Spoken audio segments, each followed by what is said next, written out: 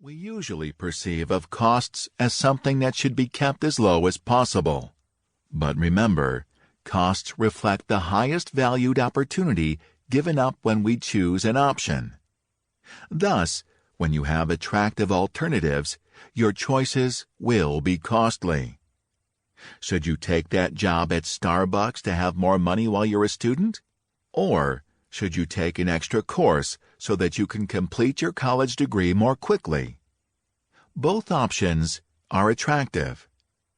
Furthermore, as you improve your skills and your opportunities become even more attractive, the choice among options will be more costly.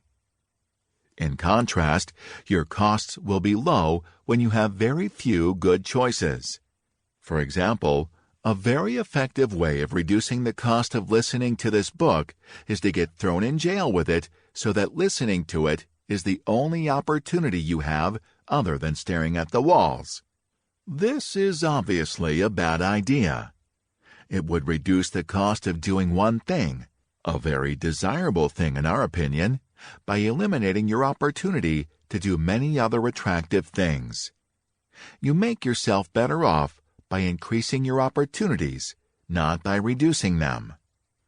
Young people are encouraged to get a good education so they will have more attractive opportunities later in life. But this is the same as encouraging them to increase the costs of all the choices they make. A good education will generally increase your productivity and the amount employers are willing to pay you. This will enhance your earnings, but it also means you'll have to turn down some attractive offers. Sound career decision-making involves more than figuring out those things that you do best. It is also vitally important to discover where your passions lie, those productive activities that provide you with the most fulfillment. If you enjoy what you do and believe it is important, you will be happy to do more of it and work to do it better.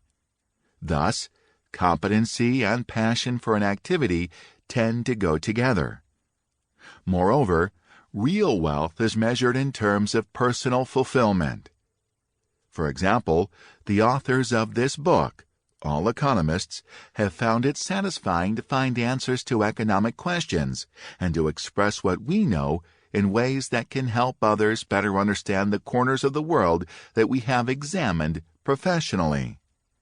Even though the hours are sometimes long, we find most of these hours enjoyable. What we do is not for everyone, but for us, with our interests, the joys of what we do more than make up for the rough patches. 2. Cultivate skills, attitudes, and entrepreneurship that increase productivity and make your services more valuable to others. In a market economy, financial success reflects one's ability to provide others with value. This is true for both employees and businesses.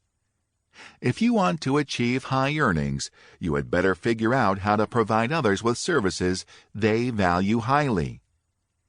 As previously stressed, improved knowledge, higher skill level, and experience generally increase productivity and enhance one's ability to provide valuable services to others.